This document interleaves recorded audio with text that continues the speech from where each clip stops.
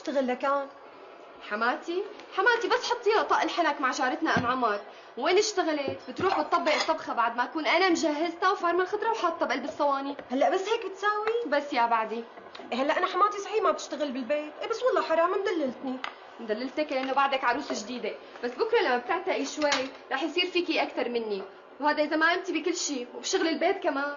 عادي، ما انا كمان عم بشتغل كل شغل البيت، حتى الطبخ. شلون؟ بيني وبينك نفس حماتي على الاكل مو طيب، لك ما بتعرف تطبخ.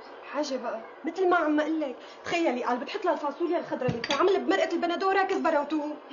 بربك مثل ما عم اقول لك، قام عملت لها اياها بدون كزبره وثوم وقلت لها دوقي يا حماتي. حبتها؟ لكان اطار عقله فيها، لك ما تدوقي الملوخيه من تحت ايدين حماتي، لا طعم ولا لون ولا ريحه. حاجه بقى.